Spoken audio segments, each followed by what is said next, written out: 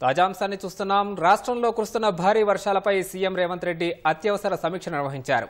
మంత్రులు భట్టి, ఉత్తమ్, పొంగులేటి, తుమ్మలతో పాటు మున్సిపల్, విద్యుత్, పంచాయతీరాజ్, నీటిపారుదల శాఖ అధికారులతో సమీక్ష నిర్వహించిన ముఖ్యమంత్రి అధికారులు 24 గంటలు అప్రమత్తంగా ఉండాలని ఆదేశించారు.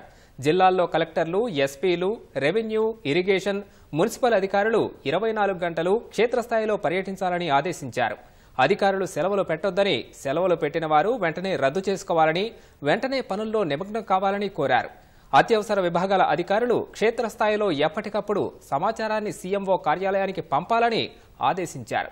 వరద ప్రభావిత ప్రాంతాల్లో తక్షణ సహాయం కోసం చర్యలు చేపట్టాలని వెల్లడించారు. అత్యవసరమైతే తప్ప ప్రజలు బయటకు రావద్దని విజ్ఞప్తి చేశారు. మంత్రులు, ఎంపీలు, ఎమ్మెల్యేలు, ఎమ్మెల్సీలు స్థానికంగా ఉంటూ సహాయక కార్యక్రమాలు చేపట్టాలని సీఎం ఆదేశించారు. 24 గంటలు అప్రమత్తంగా ఉంటూ సహాయ కార్యక్రమాల్లో భాగం కావాలని కాంగ్రెస్ కార్యకర్తలను కోరారు.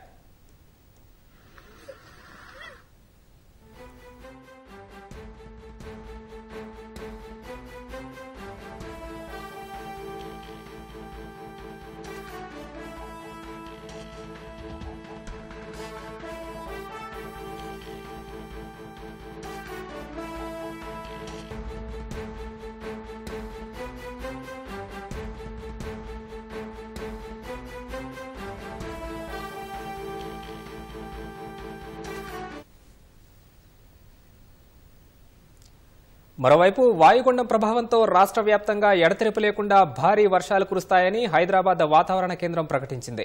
ఇవాళ, రేపు ఉత్తర తెలంగాణ జిల్లాల్లో అతి నుంచి భారీ వర్షాలు కురుస్తాయని తెలిపింది. 33 జిల్లాలకు రెడ్, ఆరెంజ్, ఎల్లో హెచ్చరికలను వాతావరణ శాఖ జారీ చేసింది. అర్ధరాత్రి కళింగపట్నం ప్రాంతంలో వాయుగుండం తీరాన్ని దాటినట్లు చెప్పింది.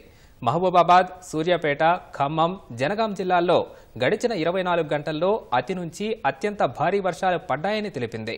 మహబూబాబాద్ జిల్లా ఇనుగుర్తిలో 43.8, వరంగల్ జిల్లా నెక్కొండ మండలం రెడ్లవాడలో 43.5, సూర్యాపేట జిల్లా ముకుందాపురం 42.5, ఖమ్మం జిల్లా కాకరవాయి 42.2, ములుగు జిల్లా తాడ్వాయిలో 25 సెంటీమీటర్ల వర్షపాతం నమోదైంది. భారీ వర్షాల నేపథ్యంలో ప్రజలు అప్రమత్తంగా ఉండాలని వాతావరణ శాఖ సూచించింది.